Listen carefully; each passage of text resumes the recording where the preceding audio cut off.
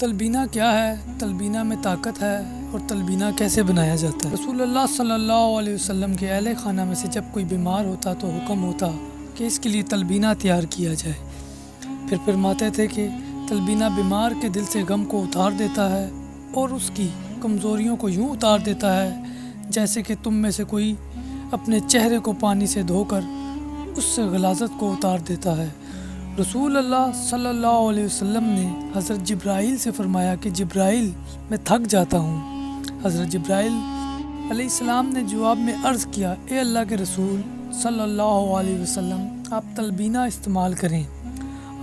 آج کی جدید سائنسی تحقیق نے یہ ثابت کیا ہے کہ جو میں دودھ کے مقابلے میں 10 گنا زیادہ کیلشیم ہوتا ہے اور پالک سے زیادہ فولاد موجود ہوتا ہے۔ اس میں تمام ضروری وٹامنز بھی پائے جاتے ہیں۔ پریشانی اور تھکن کے لیے بھی تلبینہ کا ارشاد ملتا ہے۔ نبی صلی اللہ علیہ وسلم فرماتے کہ یہ مریض کے دل کے جملہ عوارض کا علاج ہے اور دل سے غم کو اتار دیتا ہے۔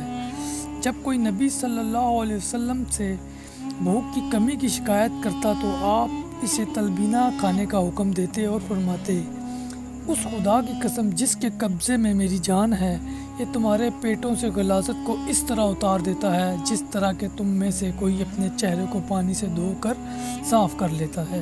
نبی پاک صلی اللہ علیہ وسلم کو مریض کے لیے تلبینہ سے بہتر کوئی چیز پسند نہ تھی۔ اس میں جو کے فوائد کے ساتھ ساتھ شہد کی افادیت بھی شامل ہو جاتی تھی، مگر وہ اسے نیم گرم کھانے، بار بار کھانے اور خالی پیٹ کھانے کو زیادہ پسند کرتے تھے۔ بھرے پیٹ بھی، یعنی ہر وقت ہر عمر کا فرد اس کو استعمال کر سکتا ہے، صحت مند بھی، مریض بھی۔ تلبینہ نہ صرف مریضوں کے لیے بلکہ صحت مندوں کے لیے بھی بہترین چیز ہے۔ بچوں، بڑوں، بوڑھوں اور گھر بھر کے افراد کے لیے غذا، ٹانک بھی ہے، دوا بھی ہے، شفا بھی ہے، عطا بھی ہے۔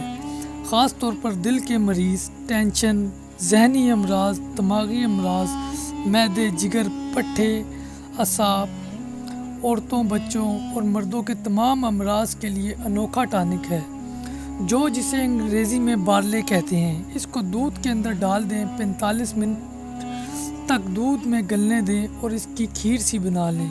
اس کھیر کے اندر آپ چاہیں تو شہد ڈال دیں یا کھجور ڈال دیں۔ اسے تلبینہ کہیں گے۔ تلبینہ بنانے کا طریقہ کار کیا ہے؟ دودھ کو ایک جوش دے کر اس میں جو کو شامل کر لیں، ہلکی آنچ پر 45 منٹ تک پکائیں اور چمچ چلاتے رہیں۔ جو گل کر دودھ میں مل جائے تو کھجور مسل کر شامل کر لیں۔ میٹھا کم لگے تو تھوڑا شہد ملا لیں اور یہ کھیر کی طرح بن جائے گی۔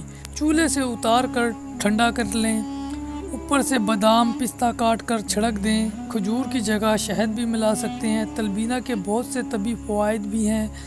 طبی اعتبار سے اس کے متعدد فوائد بیان کیے جاتے ہیں۔ یہ غذا غم یعنی ڈپریشن، مایوسی، کمر درد، خون میں ہیموگلوبن کی شدید کمی، پڑھنے والے بچوں میں حافظے کی کمزوری، بھوک کی کمی، وزن کی کمی، کولیسٹرول کی زیادتی، جسم حشاش بشاش، امراض دل، آنتڑیوں، معدے کے ورم، السر، کینسر، قوت مدافعت کی کمی، جسمانی کمزوری، ذہنی امراض، دماغی امراض، جگر، پٹھے کے عذاب، نڈھالی، وسوسے، تشویش